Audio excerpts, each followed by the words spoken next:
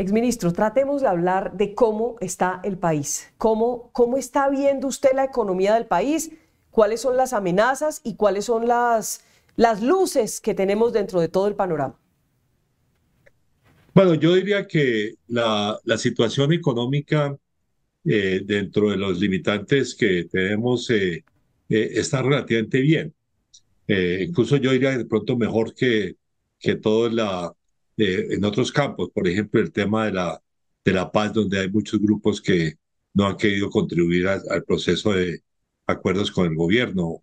Eh, en materia económica, el contexto internacional pues, es muy complejo y tenemos que movernos en medio de esas circunstancias. O sea, de una economía mundial que se está desacelerando fuertemente, aunque tal vez un poco menos de lo que se esperaba a comienzo del año. La inflación sigue siendo un problema muy importante. La ruptura de las cadenas comerciales por el enfrentamiento político mundial es también, digamos, un tema complicado.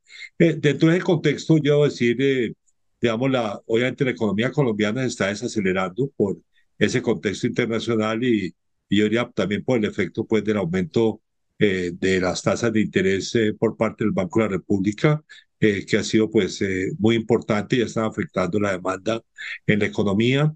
Eh, digamos, pero por otra parte, digamos, hay señales relativamente positivas. Yo comenzaría, ya que se han dado a conocer recientemente las cifras sobre el mercado laboral, que la situación de empleo sigue siendo relativamente positiva, o sea, mejoría con respecto al año pasado, ¿no es cierto? Los salarios reales también están aumentando gracias a la baja de la inflación. Y yo diría los tres grandes desequilibrios que heredamos del año pasado se están corrigiendo.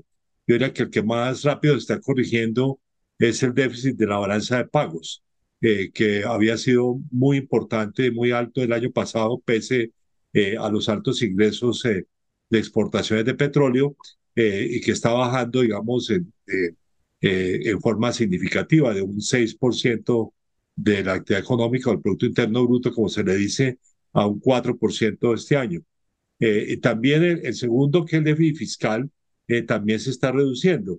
Y ahora creo yo que los mensajes que ha dado mi sucesor en este campo han sido positivos, en el sentido que se va a cumplir la regla fiscal y se va incluso a presentar una versión más moderada de la edición presupuestal para tener en cuenta, digamos, por una parte, la baja ejecución por parte de muchas entidades públicas de sus presupuestos, como por los menores ingresos que son el resultado de la baja de los precios del petróleo. Y el tercer desequilibrio, que es el que ha sido un poco más renuente, pero ya comenzó también a corregirse la inflación. La inflación pues ya bajó el mes pasado, pero, y creo que este mes, o sea, el mes de mayo va a bajar nuevamente, Ujú. pero es un proceso un poco más lento. En ese contexto, debo decir además que digamos, la actividad económica se comportó bastante bien en el primer trimestre, hubo un crecimiento del 3%, un poco más de lo que creo todo el mundo esperaba, y yo creo que la predicción para el año va a ser más en la línea del optimismo que yo reflejé, digamos, durante varios meses, y que vamos a crecer en torno al 2%, que es más de lo que todo el mundo estaba pensando que era en torno al 1%.